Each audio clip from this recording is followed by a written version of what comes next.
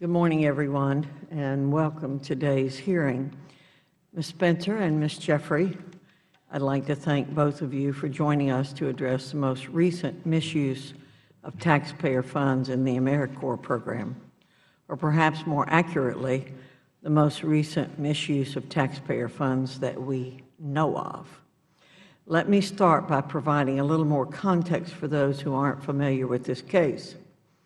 The Corporation for National Community Service, or CNCS, is in charge of overseeing the community service activities of more than 8 different federal programs and initiatives.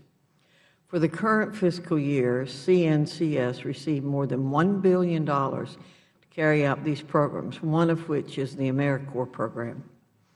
As the head of the corporation, Ms. Spencer, you have a responsibility to ensure the federal funds you receive, which are no small sum, are being spent in full compliance with federal law. That includes policies that prohibit the use of taxpayer dollars to fund abortion activities. We're here today because the Office of your Inspector General has reported one AmeriCorps grantee, the National Association of Community Health Centers, violated the law.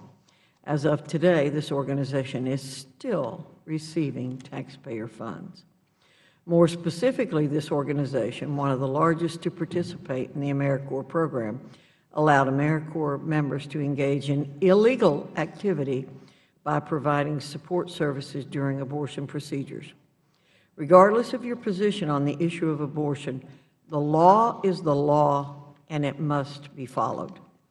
The most recent law reauthorizing CNCS programs explicitly prohibits the use of AmeriCorps resources to provide abortion services or referrals for receipt of such services." End quote.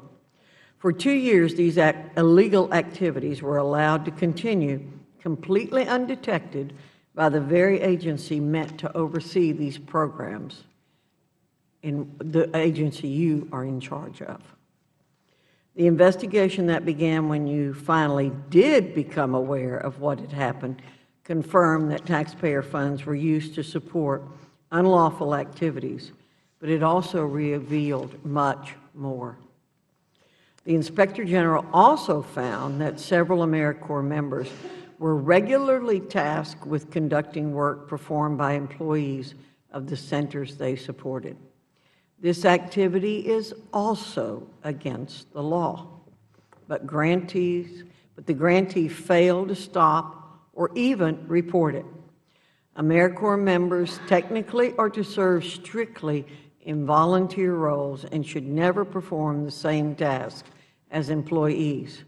But again, that's not the end of it. It was also discovered that the grantee's senior management chose not to inform the corporation of instances of waste, fraud, and abuse, choosing instead to undermine transparency and avoid reporting information that would make them look bad. This disturbing list of unlawful and dishonest practices really makes you wonder, how on earth was this allowed to happen? How were these activities allowed to go on for so long? And why is the National Association of Community Health Centers still a grantee? When the committee learned about this unlawful activity last month, Chairman Klein immediately called on the corporation to cease all future funding of this organization. On behalf of the committee, I'm renewing this call today, Ms. Spencer. I sincerely hope you will be able to provide us with a plan of action and describe steps you are taking to address this situation. Revoking this grant would be a good start, but it's also important to recognize that this is not an isolated incident. In fact, I chaired a hearing back in 2011 examining reports that AmeriCorps members had engaged in other unlawful activity. In response to questioning, the head of CNCS assured us the corporation would be diligent in educating grantees, quote, helping them to understand the rules, end quote, and would require, quote, all AmeriCorps grantees to annually assure compliance with regulations on prohibited activities, end quote. It seems that neither strategy has solved the problem. That's why today I'm also calling on the corporation to conduct a comprehensive review to ensure all other grantees in the program are complying with the law. Enough is enough. The corporation needs to be held accountable for the way it spends taxpayer dollars, and that's why we are here today. We have many questions to answer and much to discuss. So I now recognize Ranking Member Adams for her opening remarks.